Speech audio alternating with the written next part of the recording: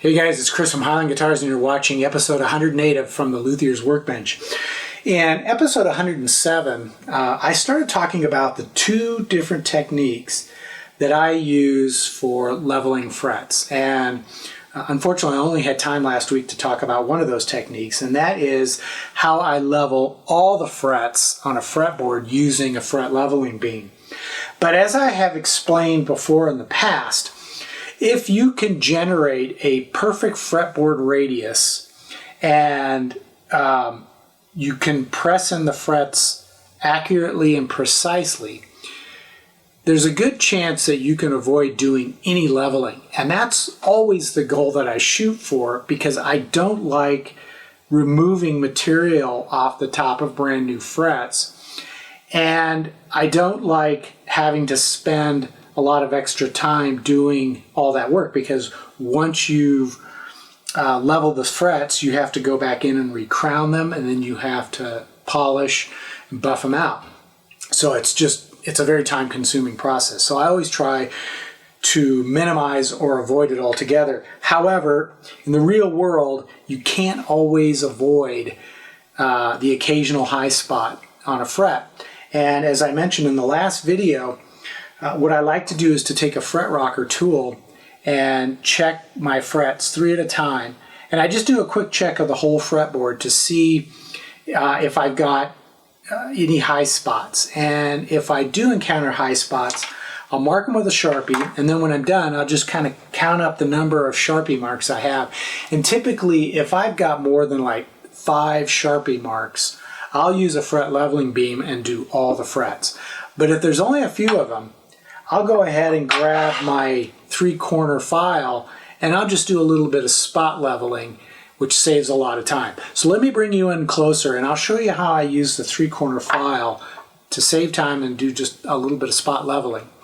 Okay, so the first thing that I do is I check to make sure that my fretboard is absolutely dead level, and I'm using a not straight edge because what I'm interested in checking is just to make sure that the fretboard itself is level. You don't want to use a precision straight edge and check the tops of the frets to see if the fretboard's level, because that's not an accurate way of determining that. You want to make sure that the fretboard is level. And I'm usually checking kind of in the anywhere from the 8th to the roughly the 11th fret to see if there's any gaps underneath there. And what I'll do is I'll adjust the truss rod to remove any gaps so that it's perfectly straight. And then I grab the fret rocker and I'll start down at the nut end, and I'm just checking all the way across the fretboard, looking for any high spots that may be present. And these will reveal themselves because the fret rocker will start to bounce like a teeter-totter. And here we have a spot right in here that's a bit of a high spot. And so what I'll do is I'll carefully check it. And what I want to see is where that starts. And it appears to start right about in here. And it extends pretty much all the way to the end of the fret. So almost just shy of the halfway point. So I'll grab my Sharpie and I'll mark that. Then I'll continue doing the same thing, 3 frets at a time, all the way down to the end of the fretboard. And once I'm done, I'll count up the number of those red Sharpie marks that I have. And that will give me an idea of whether I can use my 3-corner file and just do some spot leveling, or if I need to grab the beam and do all the frets at once. But I try to avoid using the beam. I even try to avoid using the 3-corner file. But like I said, in the real world, sometimes that's going to happen no matter how hard and how careful you are about installing your frets. Okay, so as you can see, I have not masked off this fretboard. That's because it's rosewood. And if it was maple, I would definitely mask it off, because maple, when it gets dirty, it can be extremely difficult to clean. Whereas rosewood, it doesn't seem to be as much of a problem. But I will still use a one of these fretboard protectors, and that's just to prevent my file from slipping and gouging into the wood. Now the file that I'm using, I've mentioned this one before, it's a slim taper file from Nicholson. It has a very fine tooth pattern on it, and what I've done is I took it to my bench grinder and I ground off the teeth on the corners to create a safe edge. And even though I have a safe edge, I still like to put down my this little it's a stainless steel protector to keep the file from damaging it. Now the technique that I use is really there's no substitute for experience when doing this, and as a result no video is really going to provide you with that experience. But what I will tell you is you need to go very slow. And now I don't mean a slow motion, but I mean a little at a time, and constantly be checking your work, because you do not want to file too much of that material off. You'll think you've got the fret level, but in truth you may create a low spot here, which will suddenly become apparent when you move up to the next 3 frets. And so what you ultimately are doing is you're removing your high spot from this fret, but then you're moving it to the next one. So what you need to try to do is take that high spot down gradually until it disappears. And then as soon as it stops, and you're going to constantly be checking with the fret rocker tool, once it's gone, you're good to go. So typically I just work, I take my 3-corner file with one of the corners pointing straight up and the other cutting surface flat to the fret, and just gradually start doing this sort of motion, just working the area where I found the high spot. I'm not doing the whole fret, just that one small spot. And very quickly you remove that little bit of Sharpie, so you know that the work is happening. And then I'll just keep checking to see when I have removed enough of that top surface to make that fret level with the 2 adjacent frets.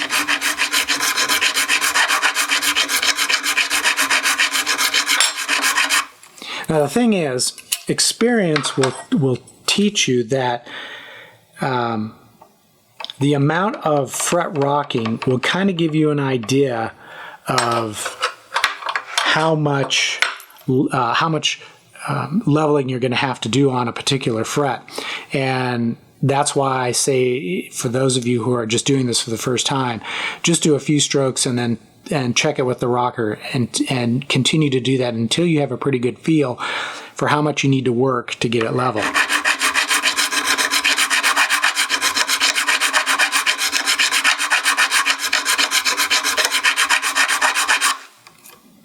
As you can see, I'm definitely taking down that top, and it's getting a little bit better with each run.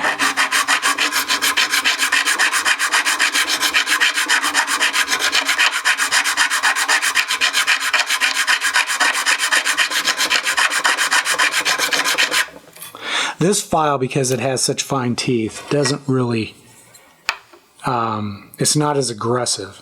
Okay, so there, got a little bit just at the end, but we've got this end pretty good.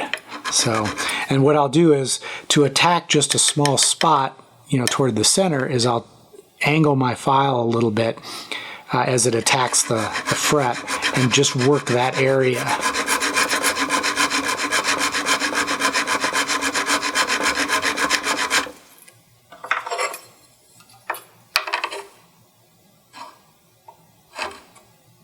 Okay, that fret is now level.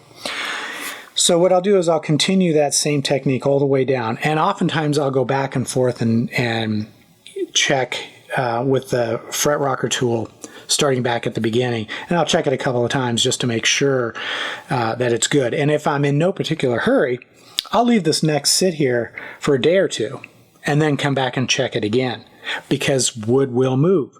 The temperature and humidity in this room is pretty consistent. It always stays the same, but I still find that sometimes even after a couple of days, I'll come back, and as I'm checking, I'll suddenly discover a high spot that I either missed the first time or one that has just cropped up because of some changes in the wood. So now what I can do is recrown the top of that fret. So that's what we'll do next. Okay, so now that the frets are level, I have a flat spot that runs along the top of each fret, and it's fairly inconsistent in its width just by virtue of the process of removing high spots during the leveling. So what I need to do is I need to recrown it, and that means to make it rounded again and to get rid of that flat spot. So the first thing I'm going to do is I'm going to mark that flat spot with a Sharpie so I can see it clearly, and this is what helps gauge the process of recrowning. I'm just going to use one of these angled surfaces against the edge of the fret, and I'm just going to file along each side, and I will gradually be rounding the fret over. Now I don't want to go all the way over the top. I just want to work the edge on each side between the sides of the fret wire and that top flat spot.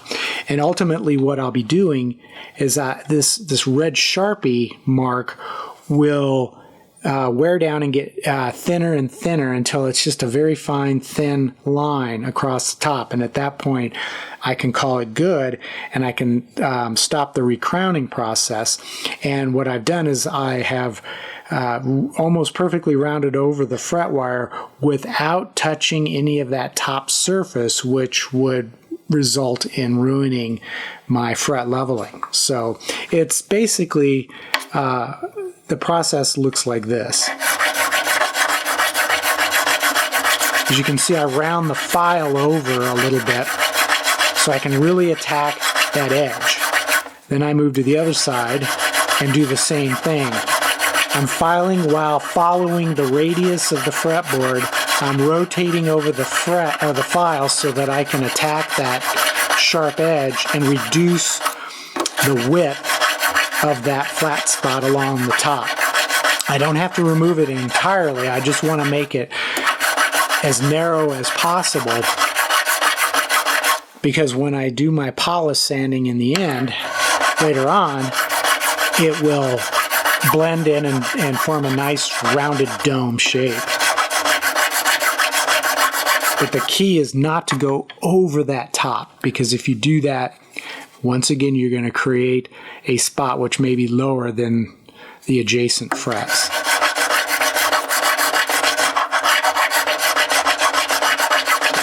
Now, stainless steel frets take a little bit more work, but if I don't know if you can see it on the camera, but now this line is so thin it's barely there.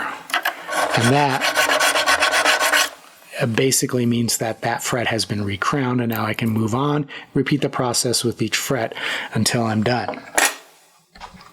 After I finish recrowning the fret, the next thing I want to do is dress the edges, because they're still a little bit sharp. And I'll do that using, this is a Stuart McDonald 1175 fret file. It has very fine teeth and a safe edge, a flat safe edge, and then a slightly rounded safe edge. So whichever one you use is really up to you. But what I'll do is I'll place that the teeth edge of the teeth side of the file at an angle to the side of that fret end, and then I'll just do a little filing and then gradually round the file over the top.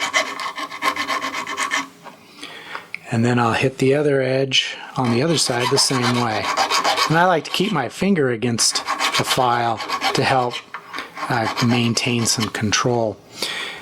And that's pretty much all there is to dressing the ends. That feels pretty good. Now I'm ready to polish or start polishing the frets. And the first thing I have to do is remove all the file marks that were that I put on when I was leveling and then recrowning the frets. And the way I'm going to do that is I'm going to use wet dry sandpaper, and I'm going to use 3 different grits. I'll start with 220, then I'll move to 400, and then I'll finish with 800. And what I do is I just cut a strip of it, and then I just simply sand.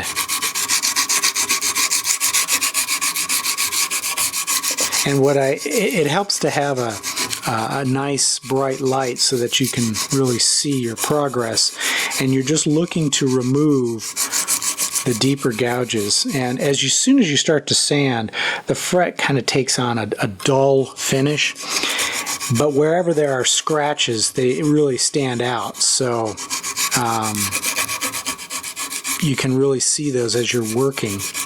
And it doesn't take long, but once you've got most of those tool marks out, or I should say all of the tool marks, you can then move on to the next grit.